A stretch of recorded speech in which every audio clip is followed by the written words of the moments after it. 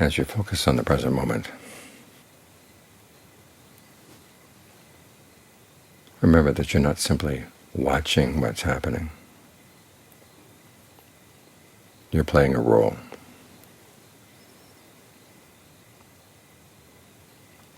The Buddha talks about 3 kinds of fabrication, and we're engaged in all 3 as we put the present moment together. There's bodily fabrication, the breath; verbal fabrication, directed thought and evaluation, how you talk to yourself, focusing on a topic, making comments, asking questions; and then mental fabrication, your perceptions and feelings. And as John Lee would point out, it's the verbal fabrications that are real troublemakers. The way we talk to ourselves can create a lot of problems in the present moment, depending on the kind of commentary we're making. So this is an important part of the meditation, is talking to yourself in a new way. Of course, it builds on right speech. Think about the Buddha's recommendations for how he would gauge his speech. 1, it had to be true. 2, it had to be beneficial. And 3, it had to be the right time and right place to be harsh, the right time and right place to be gentle.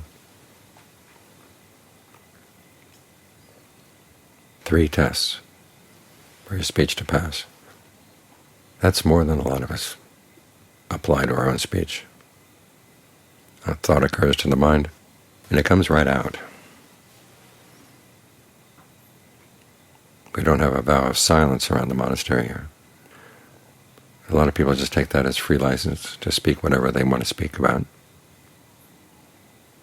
But you should regard it as an opportunity to practice right speech. When you open your mouth to talk, ask yourself, what is your motive? Is it really going to be beneficial for the listeners, or is it you're just showing off your knowledge or showing off your opinions? If you really think about your speech before you say it, you find that it becomes a lot more effective, and then it gets a lot easier to speak to yourself in the right way as you sit down to meditate. Because again, as you're focusing on the breath, you want your speech to be true. You really are making true comments about how the breath is going, where it's comfortable, where it's not. You want it to be beneficial. You're trying to get the mind to settle down. Any speech beyond that is not really necessary. We're trying to speak in ways that lead the mind to a place where it doesn't have to speak. As for whether you're going to be gentle with yourself or more harsh with yourself as you speak, that depends on how you read your own mind, how well you respond to harsh speech, how well you respond to gentle speech.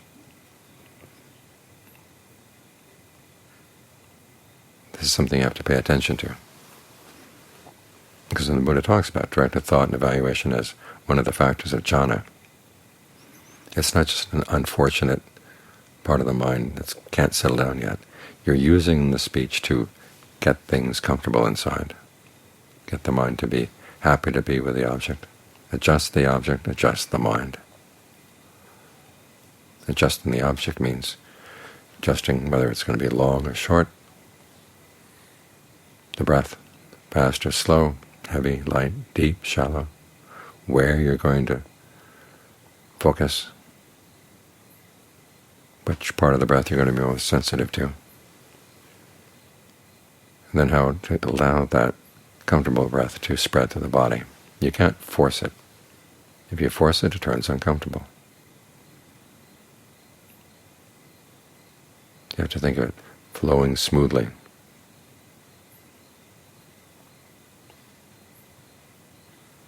This is where some mental fabrication comes in as you work with the perceptions that you have of how the breath flows. See what way of perceiving the breath, what way of picturing the breath to yourself gives good results. That's adjusting the object. Adjusting the mind is asking yourself, What is your attitude toward the meditation right now? What kind of moods are you bringing in from the day? And you try to counteract them. Here again, you use directed thought and evaluation. If you're irritated about something that happened during the day, well, how can you talk to yourself in a way that allows you to put it down?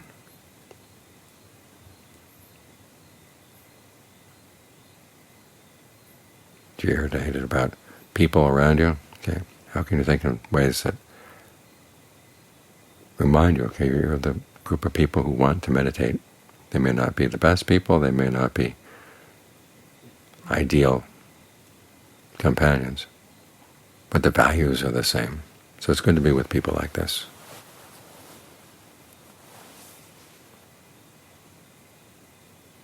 So learn how to talk to yourself. That's an important part of the meditation. We think that meditation often is about not thinking, and there will be stages where thinking is really minimal. All you need is just a perception to hold you in place. But to get there, you have to think in the right way, because we bring narratives in from the day. We bring attitudes in from the day. They may be helpful, they may be not. If they're not helpful, you have to counteract them. The Johns in Thailand often talk about surveying your mind. Is it leading to the future? Is it leading to the past? Is it leading toward things you like, or things you don't like? What can you do so that it doesn't lean, so that it's sitting straight up?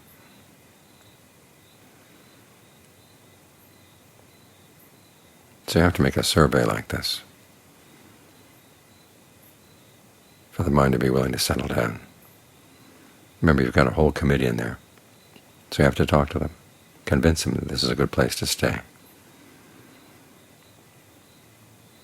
You can do part of that with making the breath comfortable, but that's not going to be enough. You have to keep reminding yourself of why it's important to train the mind. We all look for happiness, and yet we're causing suffering by our actions. We want to know why. There's some ignorance there. So you have to get the mind still so you can see where its ignorance is.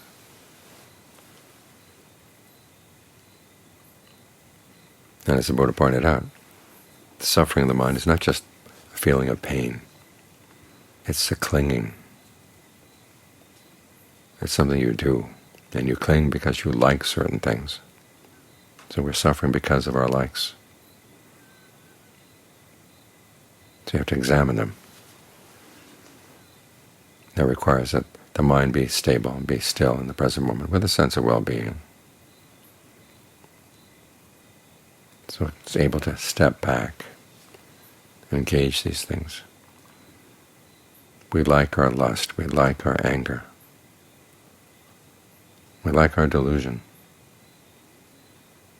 all our opinions about things that have nothing to do with putting an end to suffering.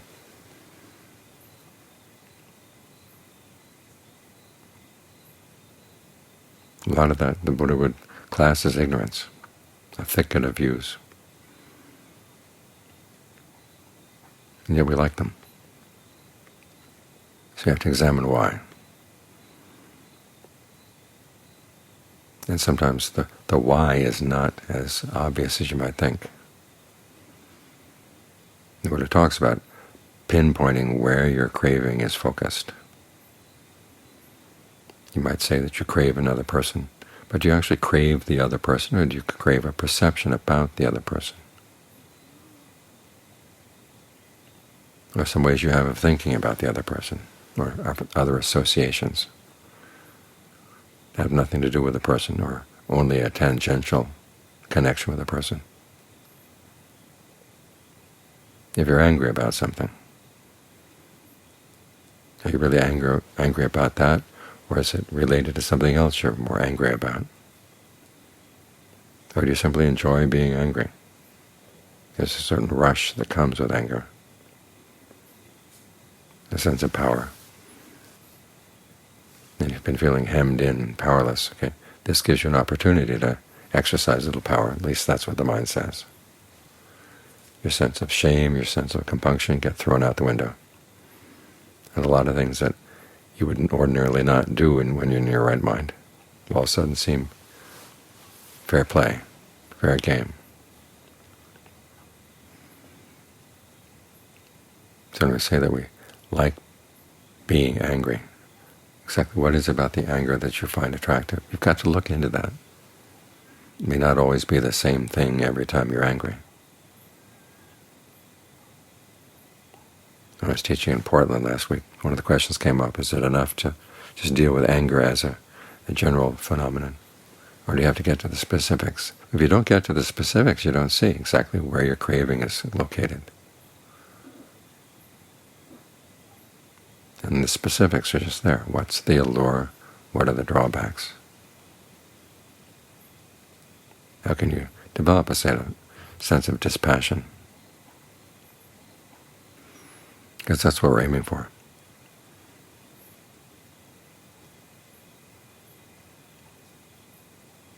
And for a lot of us, the word dispassion doesn't sound all that comfortable, all that appealing.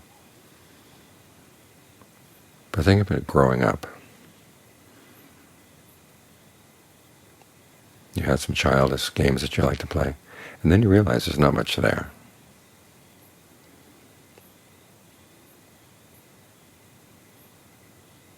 And you're better off just not getting involved in the games. Well, lust is a kind of game. It's a childish game. Anger is a childish game. All our delusions are childish games.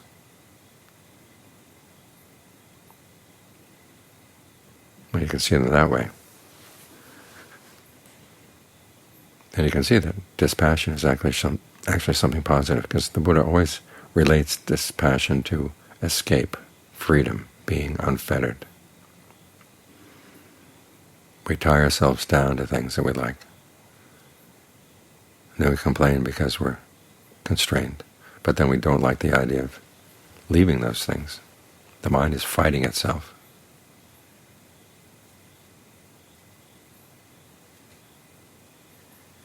So the mind needs to be still to figure these things out. So this is why we think in ways and breathe in ways, talk to ourselves in ways, to get things to settle down. Sometimes it's easy. You sit down, the world seems to go away, and you're right here. Other times it requires a lot of talking. And don't measure your meditation by how quiet it is, because sometimes some really important things have to require that you talk to yourself well, talk to yourself thoroughly, turn over a lot of stones, turn over a lot of things to see what's underneath.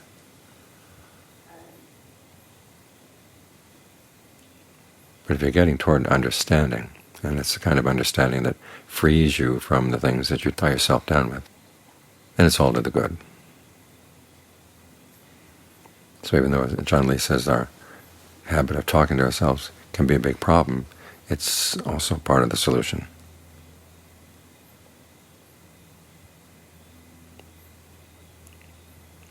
So think of your use of language as a skill that you have to master. And it's not just being able to talk a lot. As the Buddha says, the ability to talk a lot doesn't mean you're wise. But talk to yourself in ways that are true and beneficial and timely.